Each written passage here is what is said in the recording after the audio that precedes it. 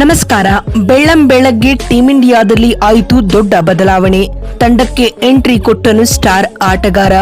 Kiwis ವಿರುದ್ಧದ ಮಹತ್ವದ ಪಂದ್ಯಕ್ಕೆ ಹೀಗಿರಲಿದೆ ನೋಡಿ ಭಾರತದ ಬಲಿಷ್ಠ ಪ್ಲೇಯಿಂಗ್ 11. ಹಾಗಾದ್ರೆ ಸುದ್ದಿಯ ಸಂಪೂರ್ಣ ಮಾಹಿತಿ ಏನು? ಅಷ್ಟಕ್ಕೂ ನ್ಯೂಜಿಲೆಂಡ್ ವಿರುದ್ಧ ಇಂದು ನಡೆಯಲಿರುವ ಮಹತ್ವದ ಪಂದ್ಯಕ್ಕೆ ಟೀಂ ಇಂಡಿಯಾದ ಪ್ಲೇಯಿಂಗ್ 11 ಯಾವ ರೀತಿಯಾಗಿರಲಿದೆ ಗೊತ್ತಾ? ಹೀಗೆ ಇದರೆಲ್ಲದರ ಬಗ್ಗೆ ಇವತ್ತಿನ ಈ ಒಂದು ವಿಡಿಯೋದಲ್ಲಿ ಸಂಪೂರ್ಣವಾಗಿ ತಿಳಿಸ್ಕೊಡ್ತಾ ಹೋಗ್ತೀನಿ. ಆದ್ದರಿಂದ ದಯವಿಟ್ಟು ಈ ವಿಡಿಯೋವನ್ನ ಕೊನೆವರೆಗೂ ನೋಡಿ. ಆದರೆ ಅದಕ್ಕಿಂತಲೂ ಮುನ್ನ ನೀವು ಕೂಡ ಟೀಂ ಇಂಡಿಯಾದ ಅಭಿಮಾನಿಗಳಾಗಿ ಈ ವಿಡಿಯೋವನ್ನ ನೋಡುತ್ತಿದ್ದರೆ ತಪ್ಪದೆ ಈ ಕೂಡಲೇ ಈ ವಿಡಿಯೋಗೊಂದು ಲೈಕ್ ಮಾಡಿ ಮತ್ತು ನಮ್ಮ ಚಾನೆಲ್ಗೊಂದು ಸಬ್ಸ್ಕ್ರೈಬ್ ಮಾಡಿ.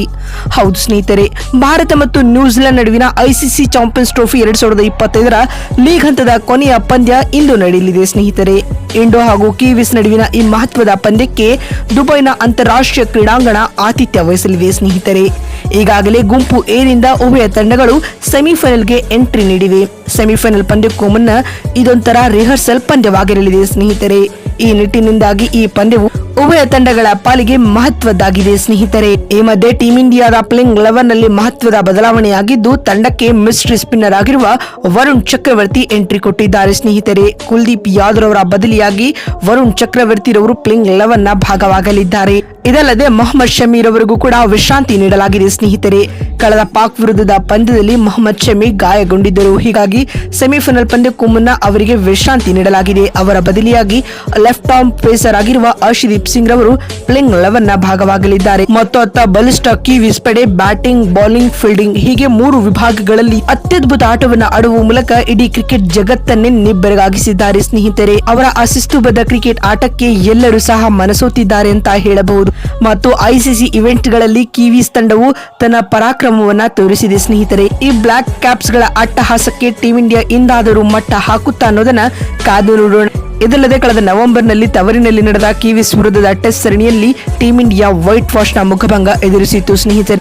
ಹೀಗಾಗಿ ಟೀಂ ಇಂಡಿಯಾ ವಿರುದ್ಧ ಕಿವೀಸ್ ತಂಡ ಮೇಲುಗೈ ಸಾಧಿಸಿದೆ. ಪೇಸ್ ಬೌಲರ್ಗಳ ವಿರುದ್ಧ ಎದೆ ಕಚ್ಚಿ ನಿಲ್ಲುವ ಈ ಕಿವೀಸ್ ಬ್ಯಾಟರ್ಗಳು ಸ್ಪಿನ್ನರ್ಗಳ ವಿರುದ್ಧವೂ ಕೂಡ ನೆಲಕಚ್ಚಿ ಬ್ಯಾಟ್ ಮಾಡುತ್ತಾರೆ. ಹೀಗಾಗಿ ಇವರ ವಿರುದ್ಧ ಗೆಲುವು ಪಡೆದುಕೊಳ್ಳುವುದು ನಿಜಕ್ಕೂ ಚಾಲೆಂಜಿಂಗ್ ಆಗಿರಲಿದೆ ಸ್ನೇಹಿತರೆ. ಇನ್ನು ಇಲ್ಲಿವರೆಗೂ ಐಸಿಸಿ ODI ವರ್ಲ್ಡ್ ಕಪ್ ನಲ್ಲಿ ಭಾರತ ಮತ್ತು ನ್ಯೂಜಿಲೆಂಡ್ ತಂಡಗಳು ಒಟ್ಟು 10 ಪಂದ್ಯಗಳಲ್ಲಿ ಮುಖಾಮುಖಿಯಾಗಿದ್ದರೆ ಈ ವೇಳೆ ಟೀಂ ಇಂಡಿಯಾ 4 ಪಂದ್ಯಗಳನ್ನು ಗೆದ್ದುಕೊಂಡರೆ ನ್ಯೂಜಿಲೆಂಡ್ ತಂಡ 5 ಪಂದ್ಯಗಳಲ್ಲಿ ದಿಗ್ವಿಜಯ ದಾಖಲಿಸಿದೆ. ಇನ್ನೊಂದು ಪಂದ್ಯ ಫಲಿತಾಂಶವಿಲ್ಲದೆ ಅಂತ್ಯ ಕಂಡಿದೆ. ಹೀಗಾಗಿ ಹೆಡ್ ಟು ಹೆಡ್ ರೆಕಾರ್ಡ್ಸ್ ನಲ್ಲಿ ಕಿವೀಸ್ ತಂಡ ಅಪ್ಪರ್ ಹ್ಯಾಂಡ್ ಪಡೆದುಕೊಂಡಿದೆ ಅಂತ ಹೇಳಬಹುದು.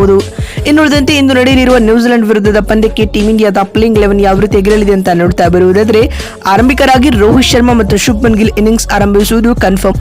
ಮತ್ತು 3ನೇ ಕ್ರಮಾಂಕದಲ್ಲಿ ಎಂದಿನಂತೆ ಕಿಂಗ್ ಕೊಹ್ಲಿ ಬ್ಯಾಟ್ ಬೀಸಲಿದ್ದಾರೆ. ಇನ್ನು ನಂಬರ್ 4ರ ಸ್ಲಾಟ್ ನಲ್ಲಿ ಶ್ರೇಯಸ್ ಅಯ್ಯರ್ ಕಾಣಿಸಿಕೊಂಡರೆ ಎಟ್ ನಂಬರ್ 5 ನಲ್ಲಿ ವಿಕೆಟ್ ಕೀಪರ್ ಕಮ್ ಬ್ಯಾಟ್ಸ್ಮನ್ ಆಗಿ KL ರಾಹುಲ್ ಆಡಲಿದ್ದಾರೆ. 6ನೇ ಕ್ರಮಾಂಕದಲ್ಲಿ ಸ್ಟಾರ್ ಆಲ್ರೌಂಡರ್ ಆಗಿ ಹಾರ್ದಿಕ್ ಪಾಂಡ್ಯ ಕಾಣಿಸಿಕೊಂಡರೆ 7ನೇ ಕ್ರಮಾಂಕದಲ್ಲಿ ಅಕ್ಷರ್ ಪಟೇಲ್ ಗುರುತಿಸಿಕೊಳ್ಳಲಿದ್ದಾರೆ. ಇನ್ನು 8ನೇ ಸ್ಲಾಟ್ ನಲ್ಲಿ ರವೀಂದ್ರ ಜಡೇಜಾ ಅವರಿಗೆ ಟೀಂ ಇಂಡಿಯಾದ ಪ್ಲೇಯಿಂಗ್ 11 ನಲ್ಲಿ ಚಾನ್ಸ್ ನೀಡಿದರೆ 9ನೇ ಸ್ಲಾಟ್ ನಲ್ಲಿ ವರುಣ್ ಚಕ್ರವರ್ತಿ ಪ್ಲೇಯಿಂಗ್ 11 ನ ಭಾಗವಾಗಲಿದ್ದಾರೆ. ಮತ್ತು 10ನೇ ಕ್ರಮಾಂಕದಲ್ಲಿ ಹರ್ಷಿತ್ ರಾಣಾ ಆಡಿದರೆ 11ನೇ ಹಾಗೂ ಅಂತಿಮ ಕ್ರಮಾಂಕದಲ್ಲಿ ಅರ್ಶದೀಪ್ ಸಿಂಗ್ ಬರಲಿದ್ದಾರೆ ಬಂಧುಗಳೇ. ಅದೇ ರೀತಿ ನಿಮ್ಮ ಪ್ರಕಾರ ಈ ಪಂದ್ಯವನ್ನ ಯಾರು ಗೆಲ್ಲುತ್ತಾರೆ ಎನ್ನುವುದನ್ನ ಕಾಮೆಂಟ್ ಮಾಡುವ ಮೂಲಕ ತಪ್ಪದೆ ತಿಳಿಸಿ. ಮತ್ತೊಂದು ವಿಡಿಯೋದಲ್ಲಿ ಸಿಗ್ತೀನಿ.